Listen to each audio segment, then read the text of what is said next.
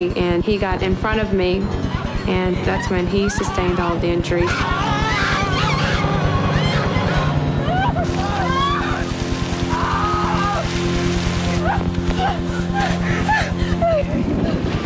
They had knife marks on top of the roof, inside the roof of the vehicle, and the children were severely lacerated.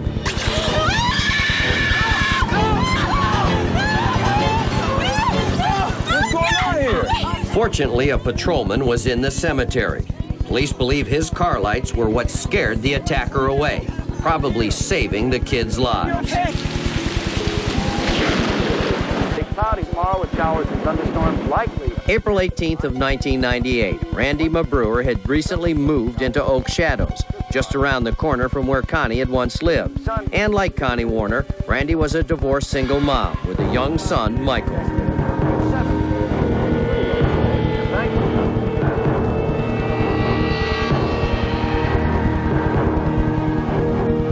A son she'd never see again.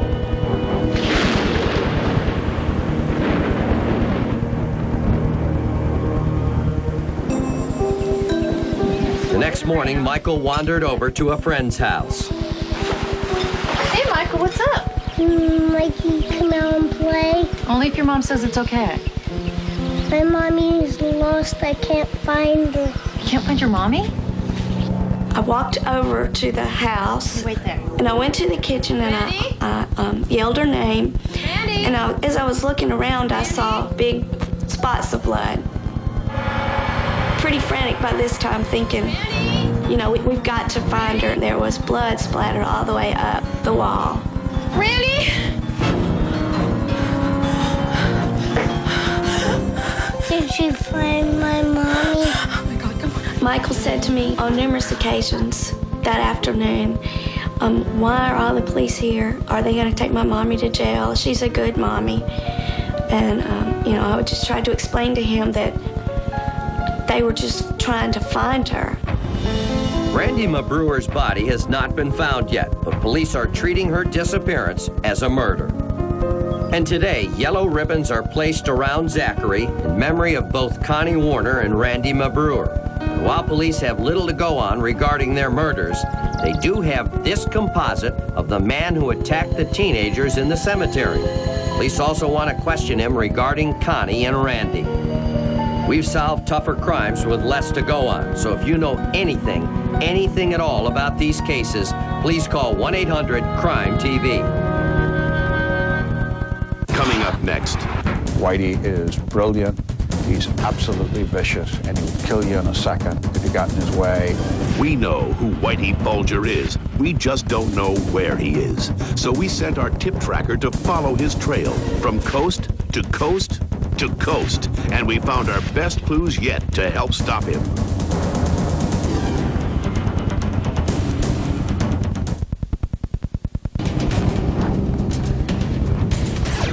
Police near Shreveport, Louisiana are on the hunt for Hazel Head, charged with the fatal shooting of her boyfriend. We've been on the trail of this accused murderer for over a year, but she's always managed to elude us. Here's what we know about Hazel.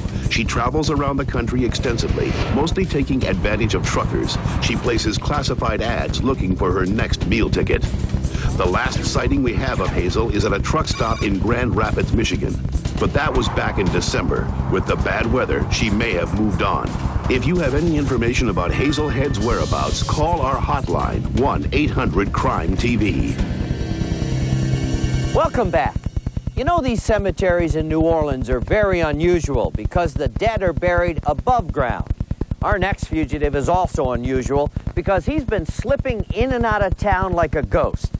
Our tip tracker, Rick Siegel, is in the French Quarter following this phantom fugitive, who's the latest addition to the FBI Top 10 list.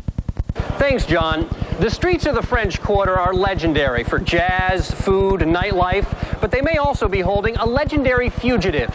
He's been on the run since 1995, but his life of crime began more than 50 years ago.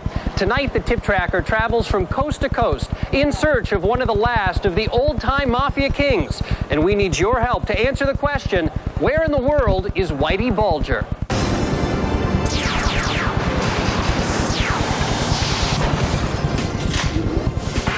I would categorize him now as an extremely violent, heartless individual who puts Whitey Bulger ahead of anyone else in his life. He was both loved and feared in this neighborhood, and that's part of the reason why he became so powerful. People know exactly what Whitey is. Whitey is brilliant. He's absolutely vicious, and he would kill you in a second if you got in his way or if it was to his benefit. The Federal Bureau of Investigation today placed James J. Bulger, commonly known as Whitey Bulger, on its 10 most wanted fugitives list. The name Bulger is both famous and infamous in New England thanks to two brothers. Billy Bulger took the path of public service, serving as president of the Massachusetts State Senate and now the president of the University of Massachusetts. His brother Jimmy, or Whitey, became a public enemy, leading Boston's Irish mob with a careful blend of fear and respect.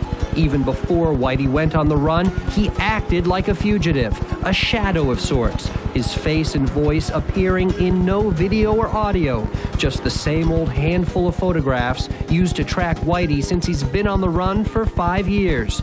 And in his absence, two things have continued to grow larger: the list of brutal criminal activity for which he's wanted, and his Boston Mafia legend. Whitey Bulger is a real person. His deeds are real. He's notorious with good reason. And yes, he does have a mystique, and that mystique lives on in South Boston. Well, this is South Boston. This is Whitey Bulger's home neighborhood, and it's also the place where he made his legend as a organized crime boss in Massachusetts. Did he run these streets? At one point, there was nothing criminal that happened in South Boston that Whitey Bulger didn't have a piece of. Nothing criminal moved in the town that he didn't control. Federal indictments charge that as head of Boston's Irish mob, known as the Winter Hill Gang, Whitey was involved in racketeering, gambling, loan sharking, extortion, and drug activities. Investigators have long suspected Whitey's connection to the disappearance and murder of numerous rivals, and any number of people can tell you he's the most violent man they've ever met. You know, ask the real estate agent that he took up to his offices. You think you could really bring a gun here? And he took the gun and told his associates to get a body bag and said, if I were to shoot you like this right now, there'd be very little blood. This was a real estate agent. How about the guy he stole the liquor store from? Right over here is the South Boston Liquor Mart. Whitey extorted a young South Boston couple to get that liquor store. He went to their house and demanded that they sell the liquor store to him. Gentlemen, it's not for sale. One of Whitey's accomplices picked up the store owner's young daughter and put her in his lap. He then put his gun on the table and allowed the little girl to play with it. Sweetie, please put the gun there. Put the gun away, please. Put that away, please. Sweetheart, do not touch that. According to court testimony, Whitey told the petrified store owner, "Be a shame not to see your children grow up." Could you just have him put that away, please? I will talk to you about the store. If you could just put the gun down. I think I hear. Needless to say, Whitey got the liquor store and made it into his center for operations. But then again, Whitey always got his way, and with good reason. It turns out he had been an FBI informant for nearly 20 years. That's right, the guy the FBI is hunting used to work for them. By ratting out Boston's Italian mob and his own Winter Hill Gang, Whitey was able to secure his power and destroy his enemies in the 70s, 80s, and early 90s. To this day in South Boston, anyone who knows Whitey knows to keep their mouth shut. When the tip tracker hit the streets of Southie, we had a hard time finding anyone willing to talk. But more than 3,000 miles away, we tracked down one tipster who was willing to go on camera for the first time to talk about his 1994 encounter with an infamous mobster in an infamous location, Alcatraz.